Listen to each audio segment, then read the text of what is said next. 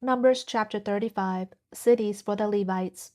Now Yahweh spoke to Moses in the plains of Moab by the Jordan opposite Jericho, saying, Command the sons of Israel that they give to the Levites from the inheritance of their possession cities to live in. And you shall give to the Levites pasture lands around the cities. And the cities shall be theirs to live in, and their pasture lands shall be for their cattle and for their herds and for all their beasts. And the pasture lands of the cities which you shall give to the Levites shall extend from the wall of the city outward 1,000 cubits around. You shall also measure outside the city on the east side 2,000 cubits, and on the south side 2,000 cubits, and on the west side 2,000 cubits, and on the north side 2,000 cubits, with the city in the center. This shall become theirs as pasture lands for the cities. Cities of refuge. And the cities which you shall give to the Levites shall be the 6 cities of refuge, which you shall give for the manslayer to flee to. And in addition to them you shall give 42 cities. All the cities which you shall give to the Levites shall be 48 cities, together with their pasture lands. Now as for the cities which you shall give from the possession of the sons of Israel, you shall take more from the larger, and you shall take less from the smaller. Each shall give some of his cities to the Levites, in proportion to his possession which he inherits. Then Yahweh spoke to Moses, saying, Speak to the sons of Israel, and say to them, When you cross the Jordan into the land of Canaan, then you shall select for yourselves cities to be your cities of refuge, that the manslayer who has struck down any person unintentionally may flee there. And the cities shall be for you as a refuge from the avenger, so that the manslayer will not die until he stands before the congregation for judgment. And the cities which you are to give shall be your 6 cities of refuge. You shall give 3 cities across the Jordan and 3 cities in the land of Canaan. They are to be cities of refuge. These 6 cities shall be for refuge for the sons of Israel, and for the sojourner, and for the foreign resident among them, that anyone who strikes a person down unintentionally may flee there.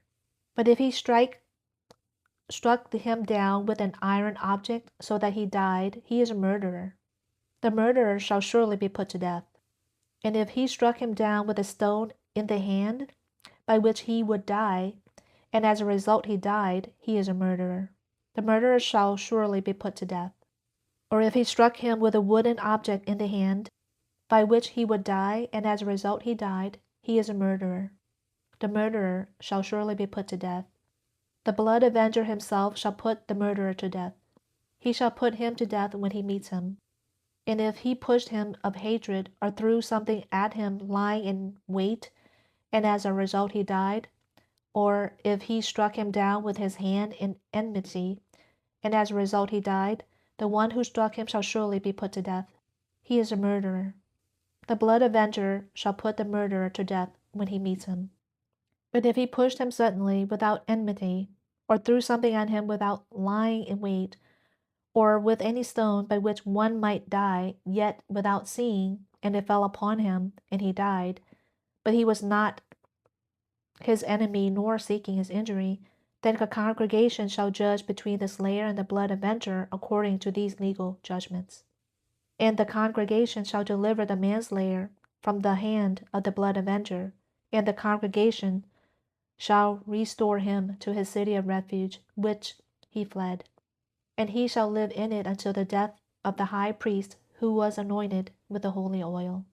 But if the manslayer at any time goes beyond the border of his city of refuge to which he may flee, and the blood avenger finds him outside the border of his city of refuge, and the blood avenger kills the manslayer, he will not be guilty of blood, because he should have remained in his city of refuge until the death of the high priest.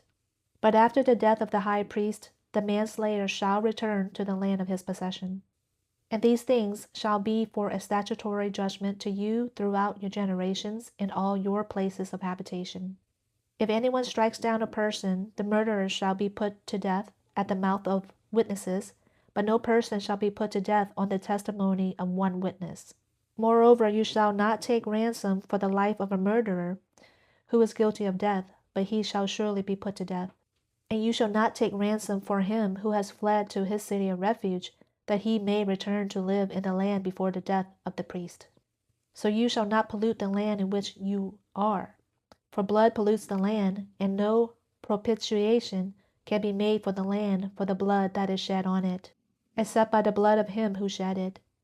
And you shall not defile the land in which you live, in the midst of which I dwell. For I, Yahweh, am dwelling in the midst of the sons of Israel.